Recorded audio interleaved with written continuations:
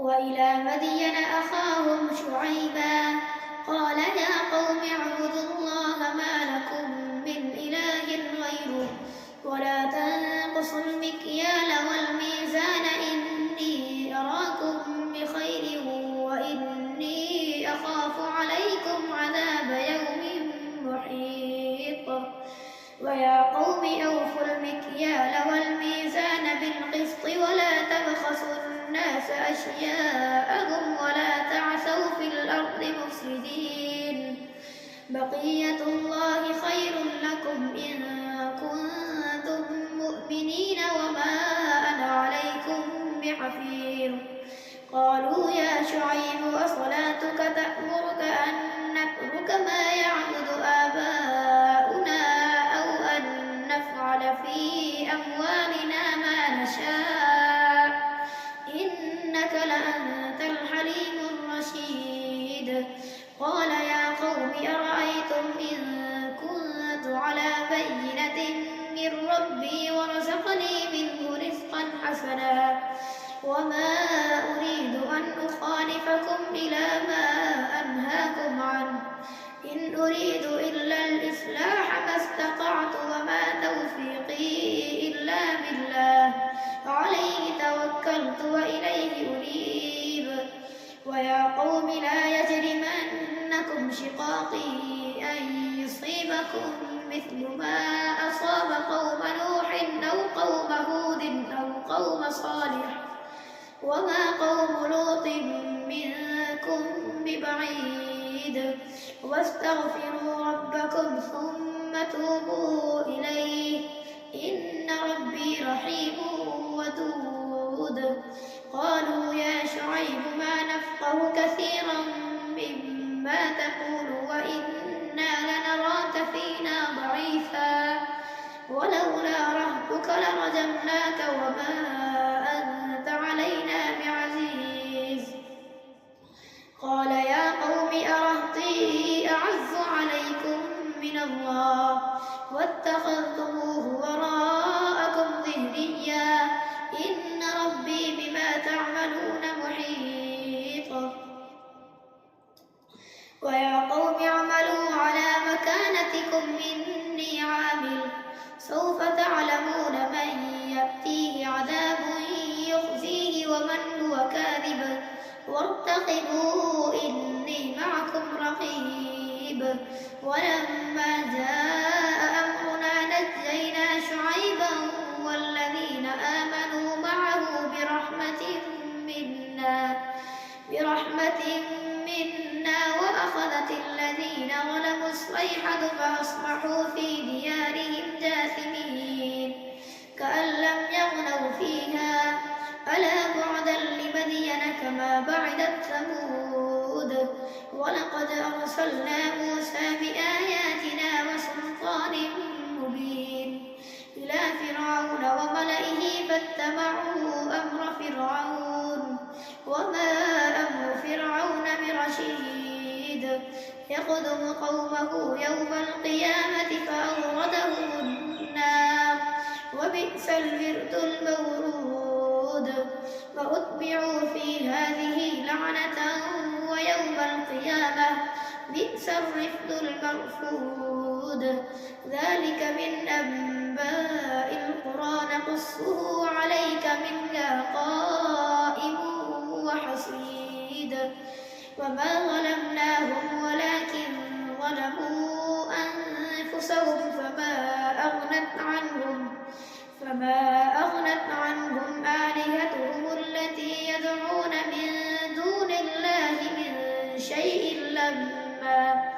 من شيء لما جاء أمر ربك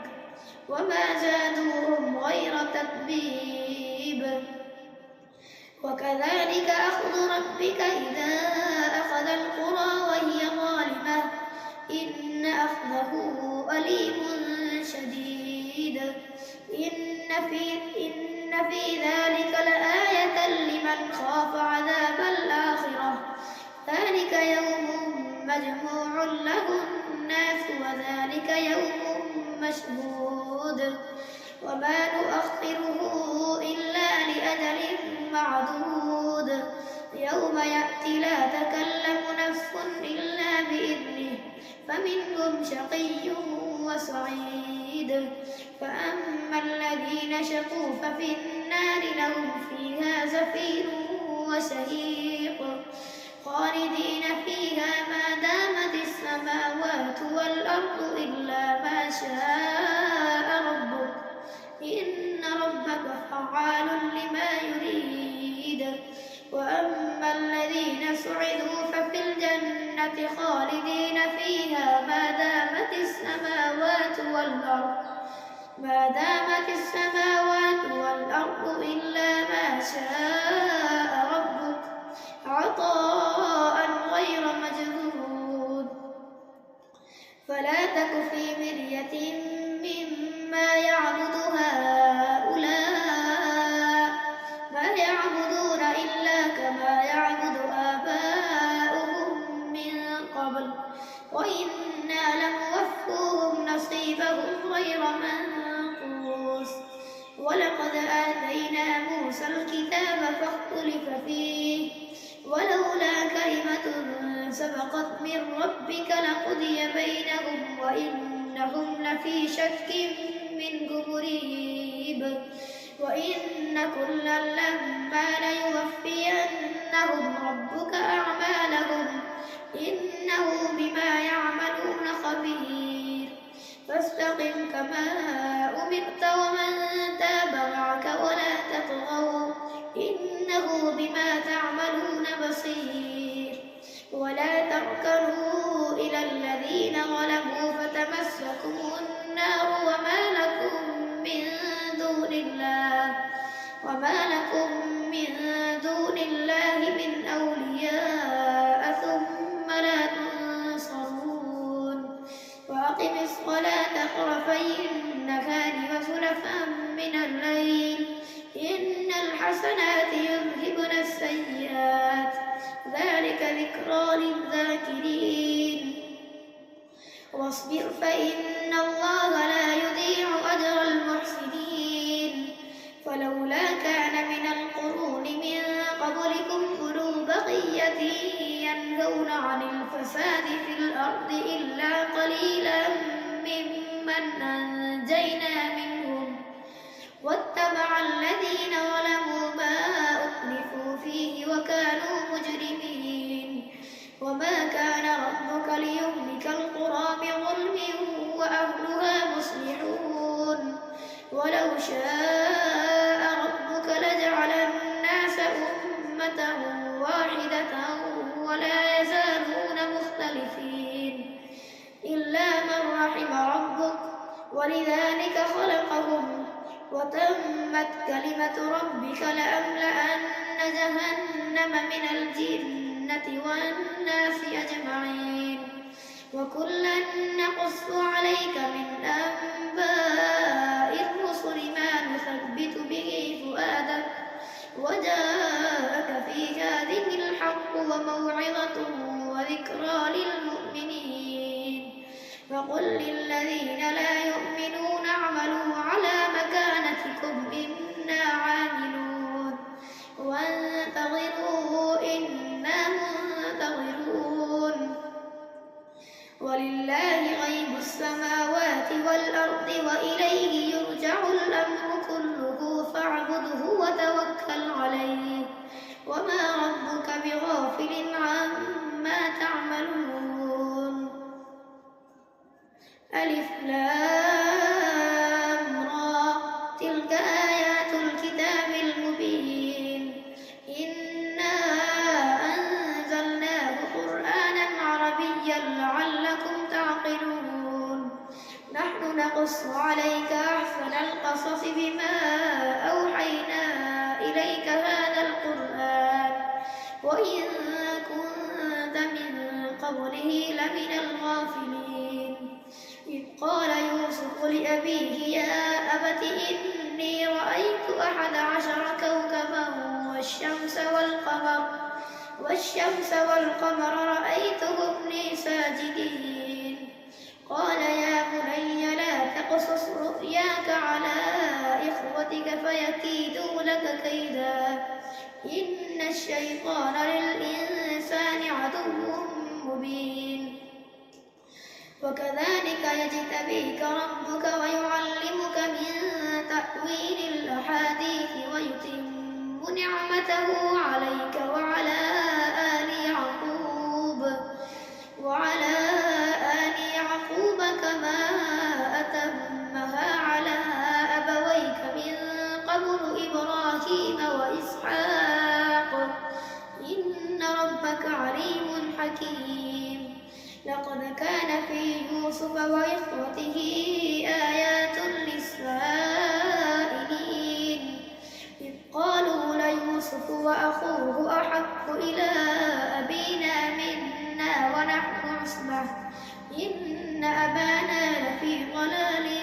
مبين فاقتلوا يوسف أو اطرحوه أرضا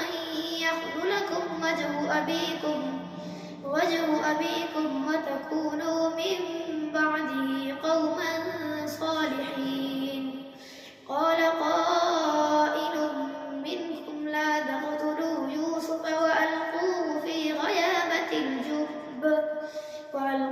في غيابة الجب يلتقطه بعض السيارة إن كنتم فاعلين قالوا يا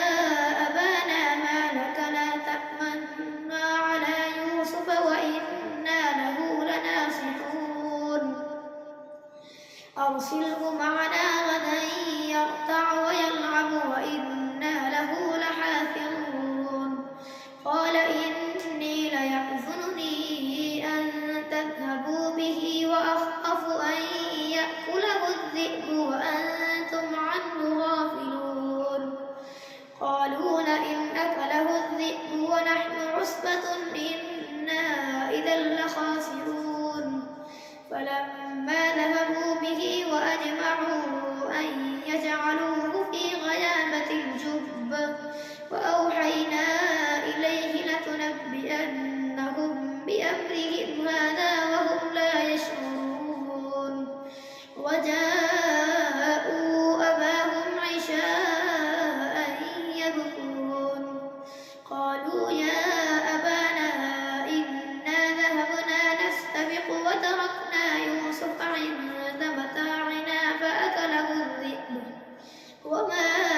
أنت بمؤمن لنا ولو كنا صادقين وجاءوا على قميصه بدم كذب قال بل سولت لكم أنفسكم أمرا فصبر جميل والله المستعان على ما تصفون وجاءت سيارة فأرسلوا واردهم فأدلى دلوه قال يا بشرى هذا غلام وأسروه بضاعة والله عليم بما يعملون وشروه بثمن بخس دراهم معدودة وكانوا فيه من الزاهدين وقال الذي اشتراه من مصر لامرأته أكرمي مثواه عسى أن ينفعنا أو نتخذه ولدا وكذلك مكنا ليوسف في الأرض ولنعلمه من تأويل الأحاديث والله غالب على أمره ولكن أكثر الناس لا يعلمون ولما بلغ أشده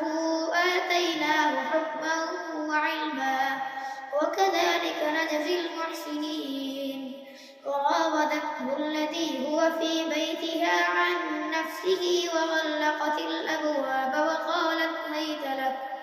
قال معاذ الله إنه ربي أحسن مثواي إنه لا يفلح الظالمون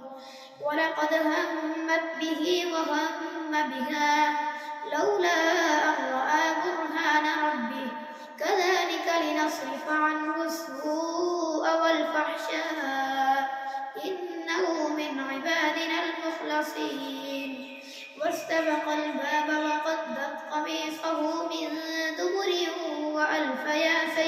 لها لدى الباب. قالت ما جزاء من أراد بأهلك سوءا إلا أن يسجن أو عذاب أليم. قال هي راودتني عن نفسي وشهد شاهد من أهلها إن كان قميصه قد من قبل فصدقت وهو من الكاذبين. وإن كان قميصه قد من دبر فكذبت وهو من الصادقين. فلما رأى قميصه قد من دبر قال إنه من كيدكن إن كيدكن عظيم. يوسف أعرض عن هذا واستغفري لذنبك إنك كنت من الخاطئين. وقال نسوة في المدينة امرأة العزيز تراود فتاها عن نفسه قد شغفها حبا إنا لنراها في ضلال مبين. فلما سمعت بمكرهن أرسلت إليهن وأعتدت لهن متكئا وآتت كل واحدة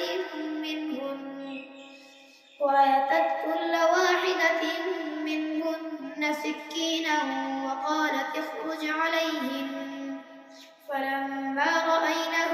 أكبرنه وقطعن أيديهن وقلن حاش لله ما هذا بشرا إن هذا إلا ملك كريم. قالت فذلكن الذي لمتنني فيه ولقد راودته عن نفسه فاستعصم ولئن لم يفعل ما آمره ليسجنن وليكونن من الصاغرين.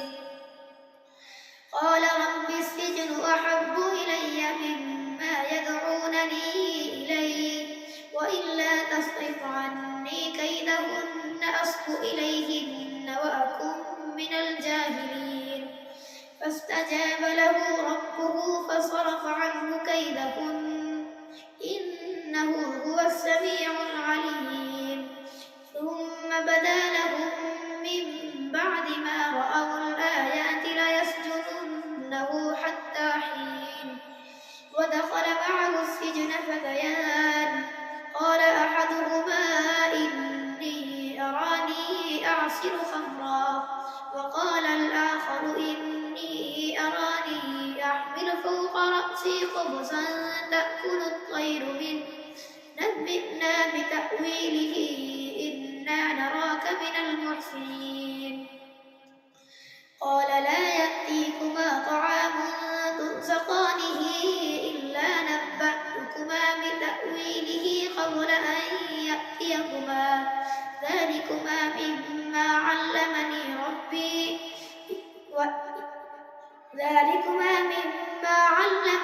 ربي إني تركت ملة قوم لا يؤمنون بالله وهم بالآخرة هم كافرون واتبعت ملة آبائي إبراهيم وإسحاق ويعقوب ما كان لنا أن نشرك بالله من شيء ذلك من فضل الله علينا وعلى الناس ولكن أكثر الناس لا يشكرون. يا صاحبي السجن أأرباب متفرقون خير أم الله الواحد القهار ما تعبدون من دونه إلا أسماء سميتموها أنتم وآباؤكم ما أنزل الله بها من سلطان إن الحكم إلا لله أمر أن لا تعبدوا إلا إياه ذلك الدين القيم ولكن أكثر الناس لا يعلمون. يا صاحبي السجن أما أحدكما فيسقي ربه خمرا وأما الآخر فيصلب فتأكل الطير من رأسه قضي الأمر الذي فيه تستفتيان وقال للذي ظن أنه ناج منهما اذكرني عند ربك فأنساه الشيطان ذكر ربه فلبث في السجن بضع سنين وقال الملك إني أرى 7 بقرات سمان يأكلهن 7 عجاف وسبع سنبلات خضر وأخر يابسات يا أيها الملأ وافتوني في رؤياي إن كنتم للرؤيا تعبرون قالوا أضغاث أحلام وما نحن بتأويل الأحلام بعالمين وقال الذي نجا منهما وادكر بعد أمة أنا أنبئكم بتأويله فأرسلون يوسف أيها الصديق وافتنا في 7 بقرات سمان يأكلهن 7 عجاف و7 سنبلات خضر وأخر يابسات لعلي أرجع إلى الناس لعلهم يعلمون قال تزرعون 7 سنين دأبا فما حصدتم فذروه في سنبله إلا قليلا مما تأكلون ثم يأتي من بعد ذلك 7 شداد يأكلن ما قدمتم لهن إلا قليلا مما تحصنون ثم يأتي من بعد ذلك عام فيه يغاث الناس وفيه يعصرون وقال الملك ائتوني به فلما جاءه الرسول قال ارجع إلى ربك فاسأله ما بال النسوة اللاتي قطعن أيديهن إن ربي بكيدهن عليم قال ما خطبكن إذ راوتن يوسف عن نفسه قلنا حاش لله ما علمنا عليه من سوء قالت امرأة العزيز الآن حصحص الحق أنا راودته عن نفسه وإنه لمن الصادقين ذلك ليعلم